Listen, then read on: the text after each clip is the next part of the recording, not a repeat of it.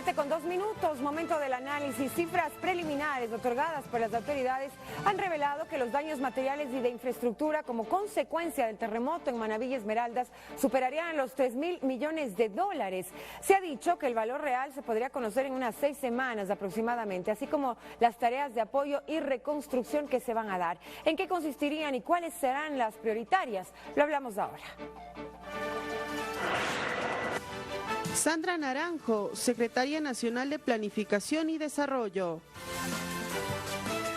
Ministra, buenos días, bienvenida a este espacio. Preliminarmente se ha hablado de una afectación económica de alrededor de 3.000 millones de dólares. Sin embargo, se debe tomar en cuenta muchos aspectos, la infraestructura residencial, el tema de colegios, infraestructura de salud, vías y demás. ¿Este monto podría quedarse corto? Bienvenida. Bueno, buenos días a todos. Quizás sería importante contarles en qué estamos trabajando. Nosotros estamos utilizando la metodología internacional que desarrolló Naciones Unidas y el Banco Mundial.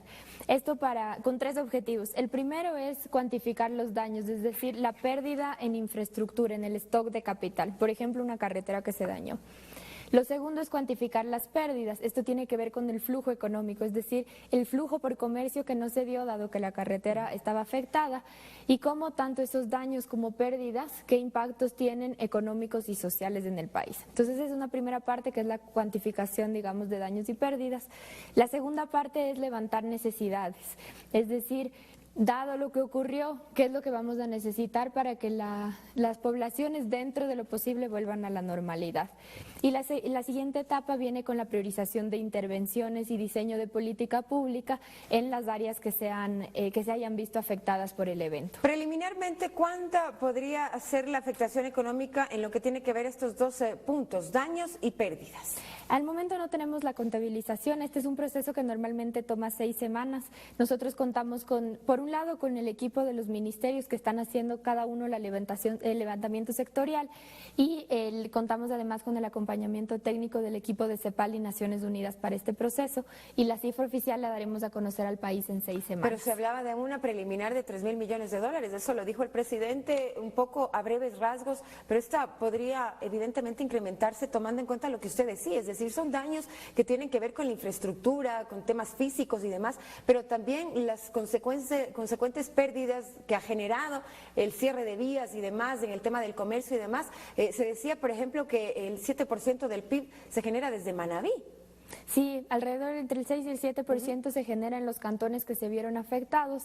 Y como les decía, esta es una evaluación compleja porque no es solamente, por un lado, cuantificar los edificios que se cayeron.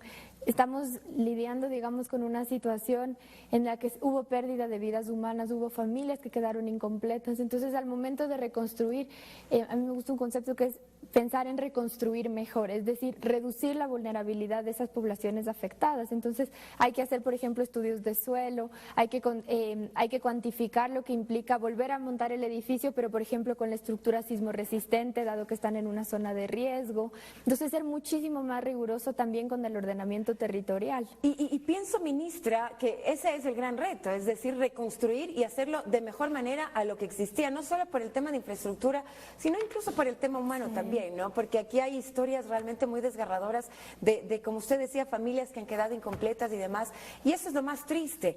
Pero del otro lado, le quería preguntar, ministra, por ejemplo, en el tema de reconstrucción, probablemente eso incluso tiene una inyección de capital muchísimo mayor que botar un edificio, por ejemplo, en muchos de los casos. Exactamente, o sea, aparte, el reconstruir mejor implica planificar probablemente en algunos casos áreas de las ciudades, en algunos casos ciudades completas, y todo pensando también en el bienestar de la población. Creo que dentro de la tristeza que ha causado esto para las familias, para todo el país, creo que a todos nos ha dolido lo ocurrido, es una muy buena oportunidad para, por ejemplo, reforzar la ley de ordenamiento territorial y uso de suelo. De hecho, se está discutiendo en la Asamblea y una de las debilidades que veíamos es que no hay sanción a los municipios que no cumplan con su rol. Nosotros sabíamos que dentro de las 10 ciudades afectadas, el 70% de las viviendas ya eran vulnerables. Incluso sin terremoto, eran viviendas que o por un lado no contaban con los materiales adecuados, no se construyeron de la manera correcta,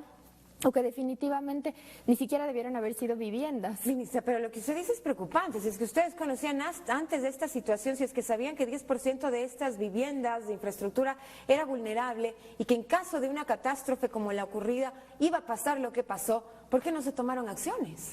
Ese es justamente uno de los grandes condicionamientos de los municipios.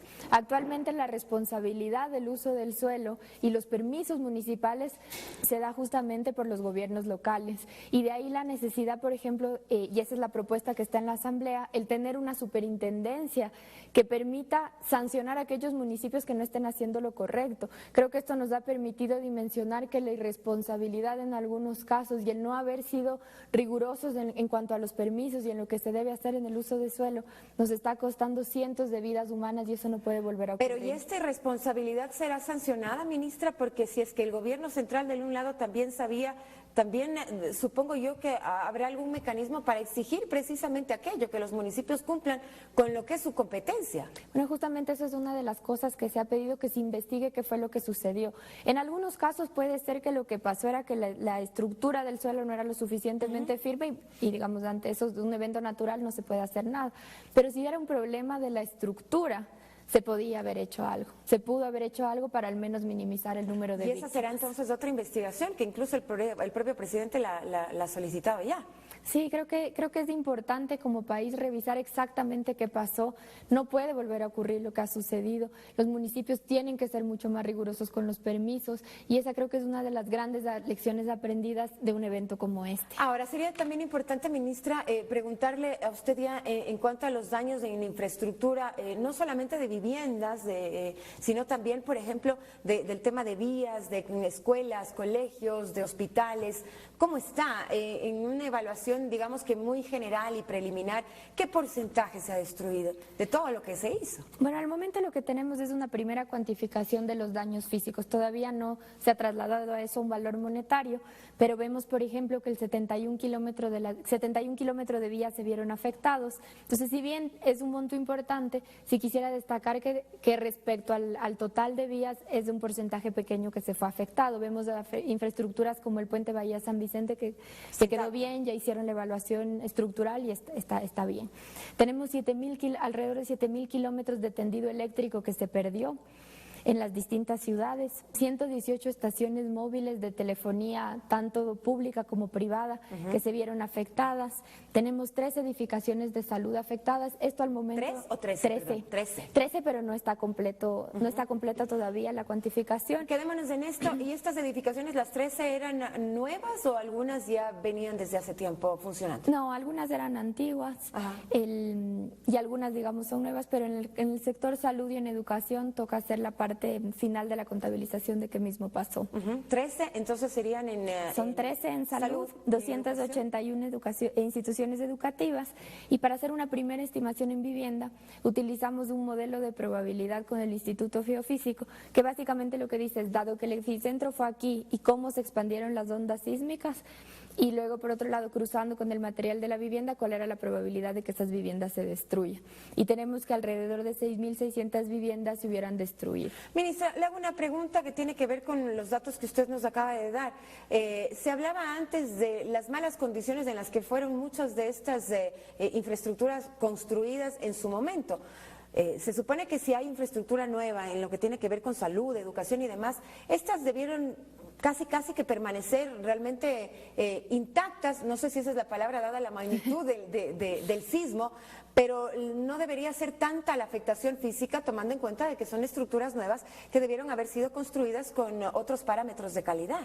Bueno, en términos, digamos, tras un sismo de 7.8 que queden intactas va a estar difícil. Exactamente. Lo que sí es que vemos que en general la infraestructura nueva al parecer no se ha visto tan afectada. Por ejemplo, las UPCs que se construyeron, de hecho las nuevas no solo que se han sostenido, sino que ha permitido ser el punto fijo de distribución al momento. Entonces nosotros estamos haciendo la evaluación para ver si fue un tema, otra vez, de la infraestructura como tal o era un tema de la zona donde se construyó. 6 semanas entonces esperaremos para tener ya los resultados exactos de lo que ocurra. Una cosa muy pequeñita, ¿cómo priorizar cuáles son los sectores que deben ser atendidos en detrimento de otros cuando en realidad la necesidad es tan grande?